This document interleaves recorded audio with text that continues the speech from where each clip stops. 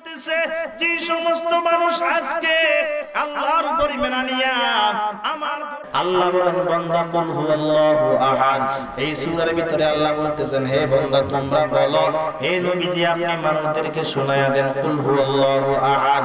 আল্লাহ তাআলা হলেন এক, আল্লাহুস সামাদ, তিনি বেনায়াত, লাম ইয়ালিদ ওয়া লাম ইউলাদ, তিনি কাউকে তিনাকে কেউ জন্ম দেন নাই, তিনিও কাউকে জন্ম দেন নাই, ওয়া লাম ইয়াকুল লাহু কুফুয়ান আহাদ, এবং তিনার সমকক্ষ কেউ জীবনে হতে পারবে না।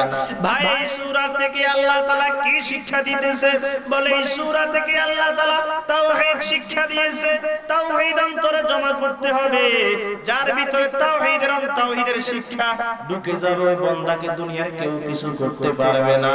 বলে বান্দা তোমার অন্তরের ভিতরে যদি তাওহীদের শিক্ষাটা জমা করতে পারো, তুমি বাবার কাছেও যাওয়া লাগবে না, তুমি খাজার কাছেও যাওয়া লাগবে না, তুমি মাজারেও যাওয়া লাগবে না, তুমি বাজারে যাওয়া লাগবে না, তুমি দরবারেও যাওয়া লাগবে না।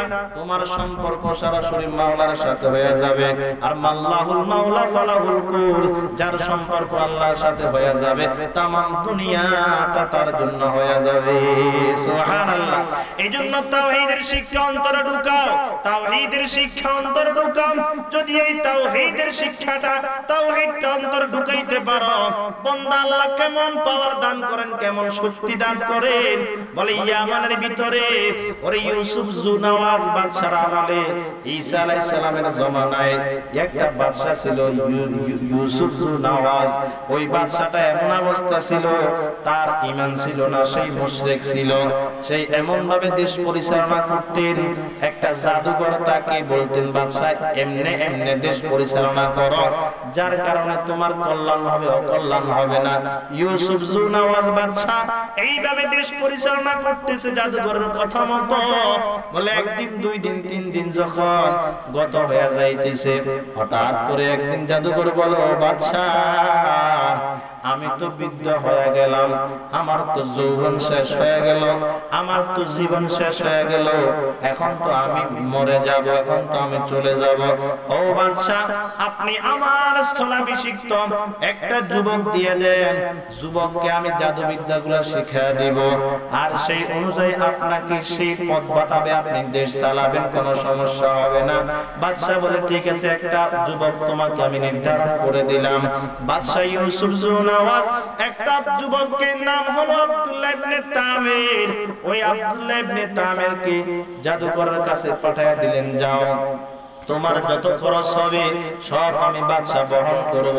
তোমার বাড়ির খরচ, তোমার গাড়ির খরচ, তোমার পকেটের খরচ, তোমার খানার খরচ, সব কিছু আমি বাদশাগুলা বহন করব। যাও তুমি যাও, গিয়া তুমি ওই জাদুঘর থেকে জাদুবিদ্যা শিক্ষা করো। বলে আব্দুল্লাহ ইবনে তামির একদিন, দুই দিন, তিন দিন যাইতেছে জাদুবিদ্যা শিক্ষা করার জন্য। এমন সময় তিনি তাকে দেখেন, হঠাৎ করে একদিন রাস্তা দিয়া যায়, আর একটা ছোট্ট ঘর দেখা যায়।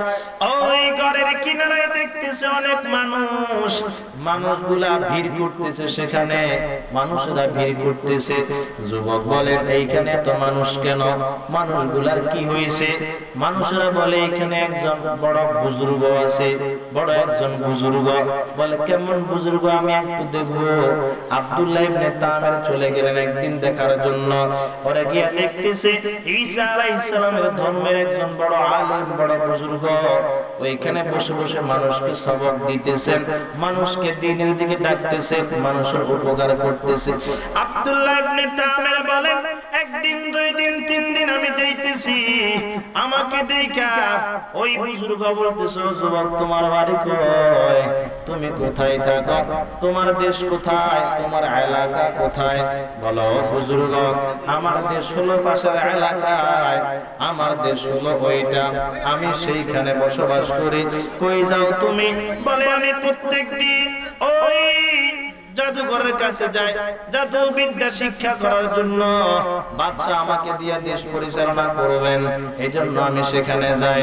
আল্লাহর ওলি বুজুর্গ বলতেছেন যুবক আল্লাহ তোমাকে এত সুন্দর চেহারা দান করেছেন, আল্লাহ তোমাকে এত সুঠাম দেহের অধিকারী বানাইছেন, কেন তুমি জাদু বিদ্যা শিক্ষা করো? তুমি আল্লাহ চিনো, তুমি নবী চিনো, তুমি আল্লাহর কিতাব চিনো, তিনি জাদু বিদ্যার কাজে তুমি যাও না। যুবক বলেন ঠিক আছে আজকে থেকে আমি আপনার কাছে কিছু ইলম শিক্ষা করব।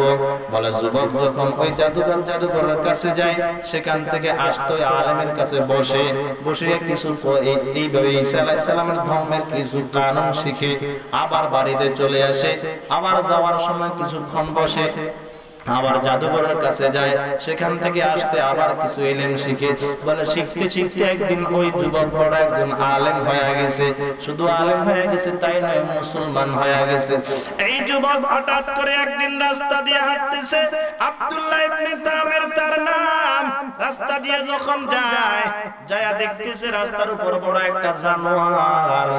যেই জানোয়ারের কারণে মানুষ এদিক থেকে ওই দিকে যাইতে পারে না, ওই দিক থেকে এদিকে আসতে পারে না। মানুষ বড় বিপদের মধ্যে পড়ে গেলেন। যুবক সামনে গেলেন, সামনে গিয়া বলে এখানে কি হয়েছে? বলে বড় একটা জানোয়ার আসছে রাস্তার উপর, এটা সরাইতে পারি না। মানুষ ভয়ে তার কাছেও যায় না। দেখি তুমি কিছু করতে পারো কিনা। যুবক বলেন ঠিক আছে, আমি কিছু করতে পারি কিনা একটু তাকায় দেখো তোমরা, আমি কি করতে পারি দেখো। এই যুবক হাতের ভিতরে ছোট্ট একটা কঙ্কর নিয়েছে, বলে একটা ঢিলা নিয়েছে বা কিছু পাথর জিনিস, এরকম পাথরীয় কিছু জিনিস নিয়েছেন। নেওয়ার পরে তিনি বলতেছেন জানোয়ারের দিকে তাকায় তাকায়, আল্লাহ আমি আমার উস্তাদ থেকে দুইটা জিনিস শিক্ষা করতেছি। একটা হলো জাদুঘর থেকে জাদু শিক্ষা করতেছি, আর একটা হলো ওই যে বুজুর্গ থেকে তার ইলম শিক্ষা করতেছি। আল্লাহ আজকে পরীক্ষা করা হবে কোনটা আসল কোনটা নকল। প্রথমে তিনি একটা পাথর মারলেন ওই জানোয়ারের শরীরের উপর, আর বললেন আমি এই পাথরটা মারতেছি ওই জাদুকর আমাকে যে বিদ্যা শিক্ষা দিতেছে, আল্লাহ যদি সেটা সত্য হয় তার উসিলা করে এই জানোয়ারটাকে রাস্তা থেকে সরাইয়া দাও। পাথরটা মারলেন, বলে রাস্তা থেকে জানোয়ার সরে না। যুবক তাকে আছে, এবার বলেন মালিক গো, আমি যে বুজুর্গ থেকে ইলম শিক্ষা করতেছি, ওই বুজুর্গের ইলমগুলা যদি আপনার দরবারে পছন্দ হয়, আল্লাহ তার উসিলা করিয়ে জানোয়ারটাকে এখান থেকে সরাইয়া দেন। বলে পাথরটা মারতে দেরি হলো, ওই জানোয়ারটা রাস্তার থেকে কোথায় চলে যাইতে দেরি করলো না। সুবহানাল্লাহ। এই কথা শুনিয়া বাদশা আশ্চর্য হয়ে গেল। কি শিশু যুবক কি বাইর হয়ে গেছে, সেই যেটা বলে সেটা হয়ে যায়। অন্ধ লোককে ফুঁক দিলে চোখ ভালো হয়ে যায়, বিভিন্ন রোগীকে হাতার রোগের উপর হাত রাখলে রোগ ভালো হয়ে যায়। আশ্চর্য, এরকম একটা যুবকের কথা বাদশা ইউসুফ জুনাওয়াজের দরবারে চলে গেছে। বাদশা বলে যুবককে নিয়ে আসো এবং ওই অন্ধ লোকটাকে নিয়ে আসো, যাকে ফুঁক দেওয়ার পরে সেই চোখ ভালো হয়ে গেছে। তাদেরকে নিয়ে আসলেন। আলেমকে নিয়ে আসো, যে আলেমের কাছে যুবক মুসলমান হইছে, আলেমকে নিয়ে আসলেন। বলে এই যুবক তুমি এটা কই পাইছো? বলে আমি আলেমের কাছে পাইছি, এই আলেমে আমাকে শিক্ষা দিয়েছে, আমি মুসলমান হয়ে গেলাম। আলেমকে এবং ওই অন্ধকে বলতেছে, হে অন্ধ তুমি কেন মুসলমান হইছো? বলে এই যুবক যখন আমার চোখে হাত দিয়া আমাকে ভালো করে দিয়েছে, আমি এজন্য মুসলমান হয়ে গেছি। বলে সবাইকে ফাঁসি দিয়া দাও, সবাইকে ফাঁসি দিয়ে দাও। যদি ফাঁসি না দাও তাহলে যেইভাবে যুবক শুরু করতেছে আমার বাদশাহ পর্যন্ত কেটে নিয়ে যাবে। আয় হায়, বাদশা কি করলেন? তিনজনকে ফাঁসির ভিতরে দিলেন। ফাঁসির ভিতরে দেওয়ার পরে দেখতেছে যে আলেমের কাছে যুবক গিয়ে ইলম শিখিয়া মুসলমান হয়ে গেছে। ওই আলেমটাও ফাঁসির মধ্যে মারা গেছে, ফাঁসিতে তার ইন্তেকাল হয়ে গেছে।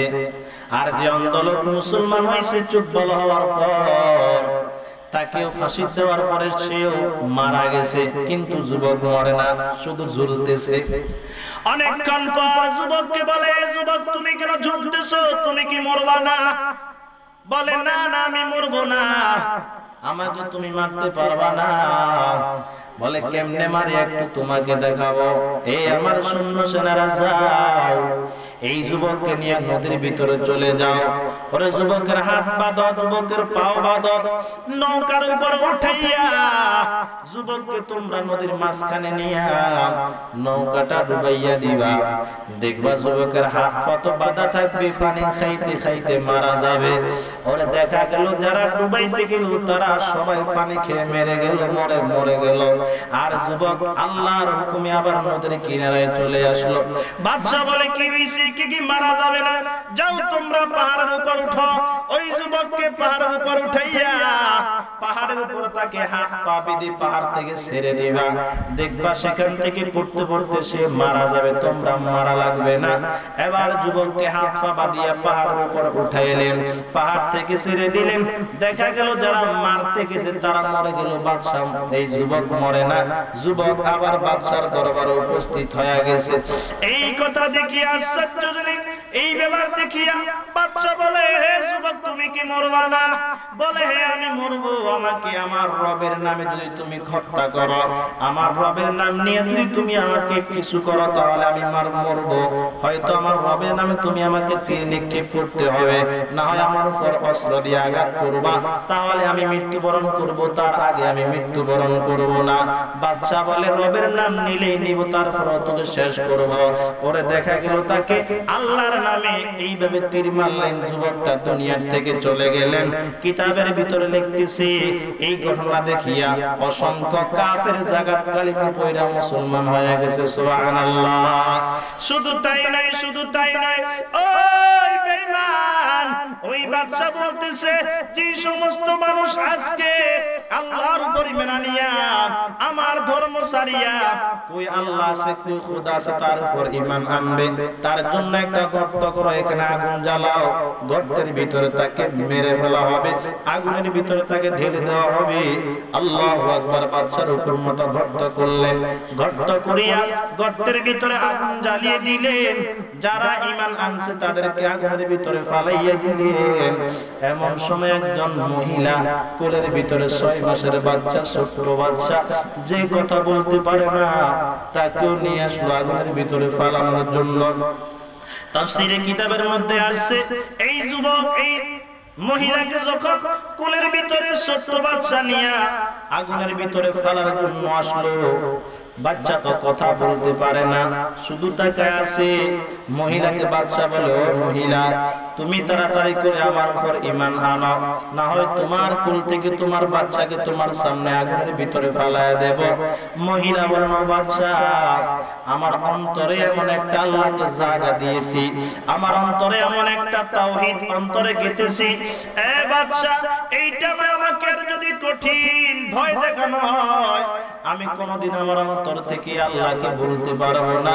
বলে, ও মহিলা, যদি না বলো তোমাকে আগুনের ভিতরে ফেলাবো। বলে, ফালাইতে পারো, কোনো সমস্যা নাই, আমি আমার আল্লাহকে বলতে পারবো না। এই কথা বলার পর ওই বাচ্চার দেরি করলেন না, ওই মহিলার কোল থেকে ওই ছোট্ট শিশুটাকে, যে কথা বলতে পারে না, মা শব্দটাও বলতে পারে না, ওই বাচ্চাটাকে টান মারিয়া আগুনের ভিতরে ফালাইয়া দিছে।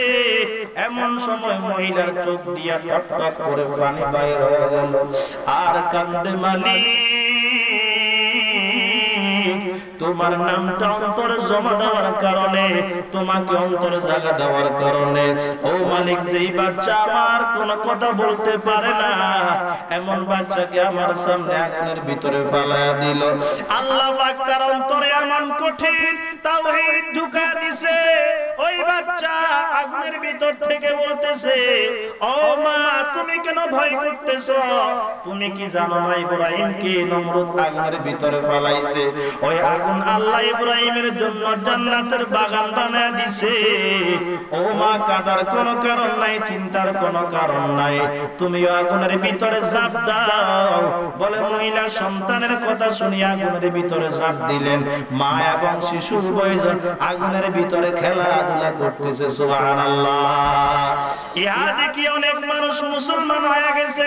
ভাইজান বলতেছিল আব্দুল্লাহ ইবনে তামির তো কঠিন মজবুত ঈমান নিয়ে চলতেছে বলে তাকে যখন কবর দেওয়া হলো, তাফসীর ইবনে কাসিরের রওয়ায়াতে আসছে, বলে তাকে যখন কবর দিল হযরত ওমর ফারুক রাদিয়াল্লাহু তাআলা আনহুর জামানায় ওই জায়গাটা কোন একটা কারণে খনন করার দরকার হয়েছিল।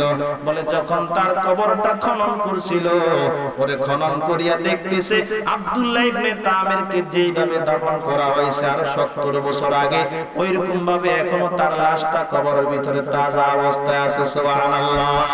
বলা যায় এখানে তাকে তীর মারিয়া শহীদ করছিল ওই যে আব্দুল্লাহ ইবনে তামির, তার হাতটা তীরের জায়গায় আঘাতে রাখছিল, ওইভাবে তাকে দাফন করা হয়েছে। 70 বছর পরে আবার দেখতেছে হাতটা সেখানে এখনো লাগানো অবস্থায়। যখন তার হাতটা সেখান থেকে টান দিছে, আবার সেখান থেকে রক্ত বাইর হওয়া শুরু হয়ে গেছে। আল্লাহু আকবার। ওমর ফারুক রাদিয়াল্লাহু তাআলা আনহুকে বলতেছে, ওমর তোমার জামানায় এই অবস্থা, আব্দুল্লাহ ইবনে তামির না কার এইভাবে লাশটার ভিতরে হাতটা লাগানো, হাতটা উঠাইলে রক্ত বাহির হয়, হাতটা আবার জায়গা মতো লাগায়া দিলে আবার রক্ত বন্ধ হয়ে যায়।